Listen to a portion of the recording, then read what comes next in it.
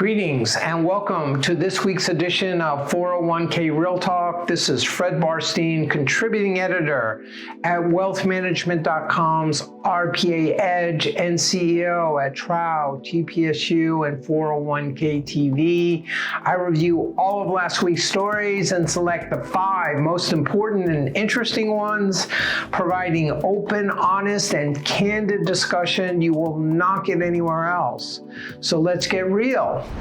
First story, the Retirement Clearinghouse, which helps participants roll over their accounts rather than cashing out, reported a data breach affecting 10,000 clients' Social Security numbers. According to the firm, swift action has prevented any harm, which did not stop a law firm from soliciting affected account holders. The DOL and the industry at large are very focused on data breaches and privacy, with recent guidance issued by the agency on cybersecurity's best practices. Though a few record keepers have experienced these issues recently, the Retirement Clearinghouse incident highlights how many other service providers have access to sensitive data, including advisors. RCH is behind the Portability Services Network, a data exchange which includes Vanguard, Alight, Fidelity, Empower, and TIA. Next story, due to inflation, providers are reporting a surge in hardship withdrawals, as recently highlighted in a New York Times article. Secure 2.0 eliminated some of the red tape, making it easier to withdraw, while the CARES Act relaxed penalties during the height of the pandemic.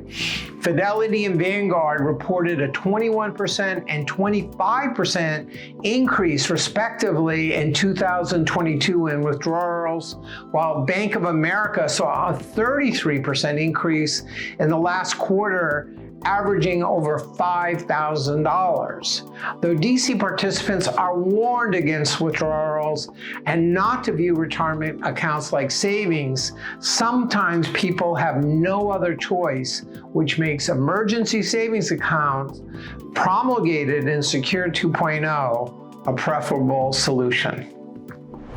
Next story, the DOL will be focused on a new fiduciary rule, ESG funds, and the implementation of Secure 2.0, according to EPSA Director Lisa Gomez speaking at a recent EBRI conference.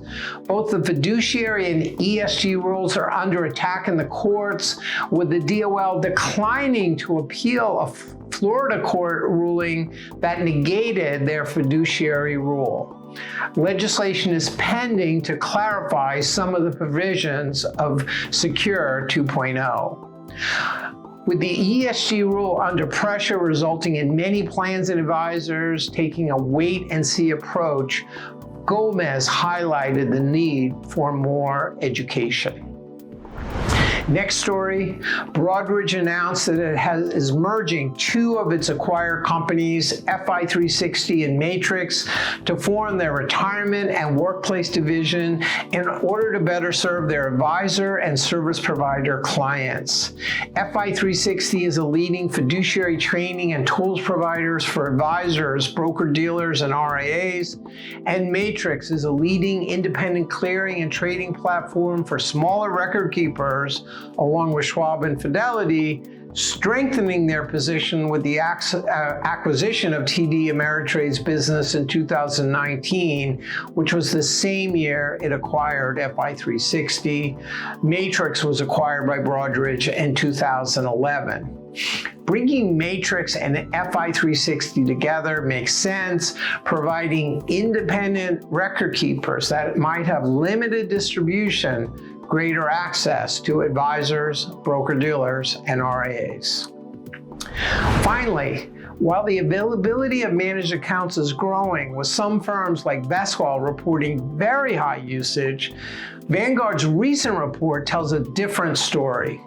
Though 66% of investors gravitated to professionally managed investments in 2022, up from just 40% 10 years ago, 59% use target date funds available in 96% of Vanguard plans, and just 7% using managed accounts. Older investors are more likely to use managed accounts with the median age at 49 years old. 70% of target date investors on the Vanguard platform have been automatically enrolled, and the cost of managed accounts, as well as access to the necessary data, have some plans reluctant to make it their default option. Custom target dates may be the middle path, as well as easing older workers into managed accounts, especially as costs decline. So those were the most important and interesting stories from the past week. I listed a few others I thought were worth reading. Please let me know if I missed anything or if you have any comments. Otherwise, I look forward to speaking to you next week on 401k Real Talk.